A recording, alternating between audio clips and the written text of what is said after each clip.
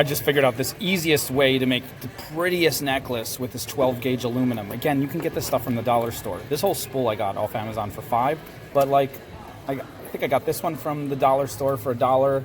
I got the purple and red and all different colors. Anyway, just take, like, I don't even know how much. It doesn't matter, because no matter how much you take, it's magical. It just turns into awesome stuff. But let's just do this. Let's take a little extra, because I never take enough. All right, so that's about 8 inches. And we're going to hammer it out. Make sure you have a mini anvil or just some kind of block of steel or something, an old door hinge nailed to a piece of wood, or I don't care. I stole this one from a dollhouse that happened to have a little blacksmith's quarters. So now I have my own little baby anvil. Be jealous. I know you are. That makes me happy too. Put on a piece of leather. Put the leather on a block of wood. Get a hammer. Put it on your lap. It really doesn't hurt your lap. Just flatten it out. And then come down the other side. If you're really careful, you can get nice even flattening. If you're not careful, then it'll get all hammer marked and messed up, and like mine. But you can still use it, so you do whatever you feel like. Okay, now we're going to take this and take our round nose pliers, and we're going to go really slow. You can use flat nose too, either way, but you want to go really slow with this. And you're just making little curves, and you're inching along like 0.5 millimeter at a time. See that?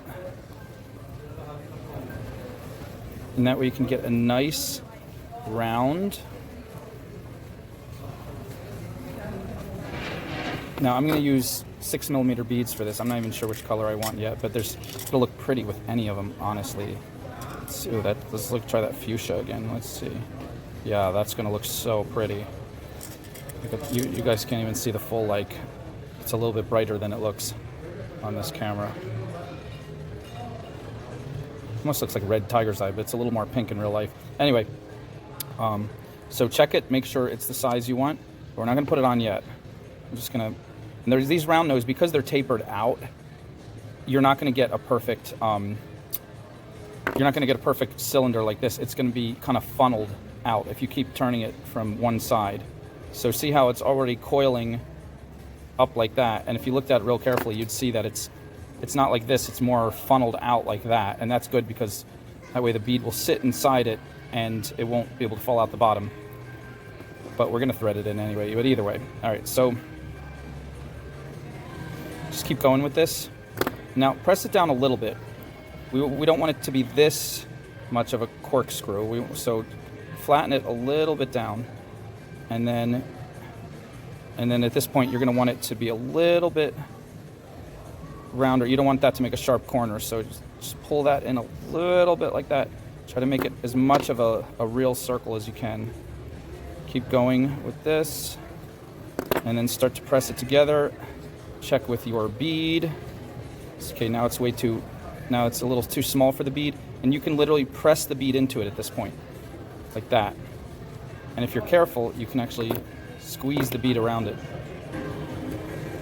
So we really want it to really hold that bead tight and sandwiched, and so give it a little pinch, not too hard. You don't want to. The stone is pretty strong if it's a stone bead, and then see if you can actually wrap it with the bead still in it. It's a little hard because the bead will start spinning, and if not, just take it out and keep going.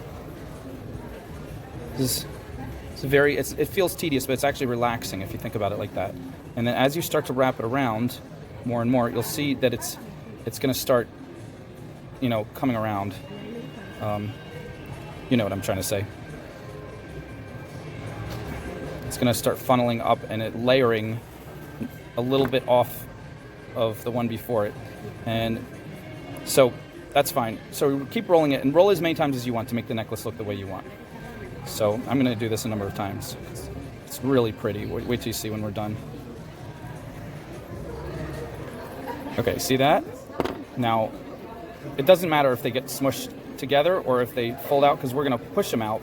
Watch this. We're going to close the pliers, put them in here, and press like that. Look at that. That is so cool. We want it, and then we play with it a little because we don't want it We don't want it to stick out enough that we can see light coming through. We want it to just be like even steps. So cool, right? And now, take this end. We're going to do the same thing. Now you can cut it. You can make the size, whatever size you want. It doesn't matter. I think this is a little bit more than I need, so I'm going to cut it about right there. Maybe one more. Ready? Now we're going to cut it. We're going to roll it. This time we can use our round nose pliers because we don't need as big of a loop. We only need a big enough loop to catch a jump ring in there. So don't want to go too small because some jump rings, depending on the size, might not fit in, but that should be good. It's about the size of a head of a pin, that hole. And we're curling it back the other way. And don't go too quick or you'll get like a sharp corner like I almost did there. And, ooh, I should have used the whole amount because this is already like, right? It's like a nice transition there. Now this side you can push out the same way or the opposite way. I like doing this the opposite. So I'm going to see if I can push it out with these pliers. Let's try one set of these, maybe both. Like I said, I'm new to this. I'm just figuring this out as I go. So let's try these again. Okay. You don't have to be perfect either. All right, so that's good enough for me. That's like a cool... And you see all the hammer marks. If you could hammer it a lot more smooth than this is a little bit more rustic, but it's like so cool. Now watch this. Bam. Look at that.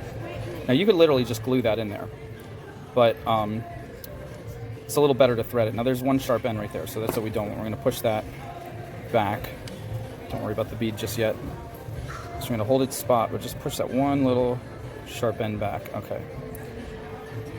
Just make sure I don't have anything coming out to scratch anyone. Now we got 26 gauge antique copper. It's very, very thin. You can even use 28. You can use a thinner gauge, but 26 is good. And this antique copper is the same color as like the brown aluminum. They're both like an antique copper color. I don't even know how much I'm going to take because I only did this once. And so I'm just going to take about 10 inches just to be safe.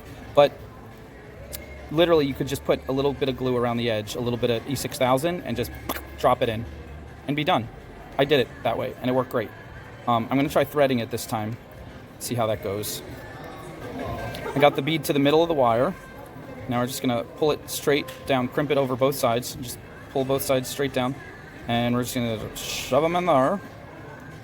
Boink! And so easy. All we got to do now is you can separate the wires and go in separate ways, or you can just put them together. Either way, that bead is going to stay. I'm going to separate them because I think it'll keep the bead from kind of bumping around a little bit. I want the bead to look really tight. But I'm pretty much going to bring them back together anyway. This is going to be the back side of it. And I don't even know what I'm going to do with this wire. I think I'm going to wrap it around here. I really don't even want... I mean, it looks so pretty. I don't want to cover up anything. But I think I'm just going to see if I can make like a cool wrap right here where it might add to the beauty a little bit. Maybe. It's definitely strengthening these parts because even though the hammered aluminum is pretty strong, the one part where it was weakest was that link right there because it could... So this is actually doing a lot of good here, and I think that's going to look kind of nice, or you might not even notice it. It's kind of like how that's coming around like a scarf leaning to one side, but I think that's enough there. So I'm just going to tuck it right in there. Oh, I'll cut it like that, and then give myself a little bit bigger of a tab because I'm going to roll it over once because thin wire is so like flimsy. Sometimes I want to bunch it up and then tuck it. So there's like a little bit of a knot that gets tucked because then it kind of holds itself in better, if that makes sense. So now I'm shoving that in there. Boom. See, that's pretty much gone. But just in case, because somebody could scratch it with their finger and pop it back out. I just want stuff to be like perfect, finished, indestructible as close as possible. So put the tiniest bit of E6000 right in there. Remember, this is the back side. No one's even going to see it. And just the tiniest bit. And that's our pendant. Jump ring and a cord or a chain, whatever. And remember, you can play around with this scrolling effect. You can have it go this way. And obviously, you wouldn't show those threads because if you're going to go this way, you would thread it. You put the bead on this side and thread it through. But if this person accidentally flipped their necklace over and held it this way, I mean, that looks pretty too. It looks so cool either way. It's so different. And again, this is a little rustic. I have some beat up hammer edges. I'm going to go real careful and smoother next time and make one. But either way, it's just so cute, right?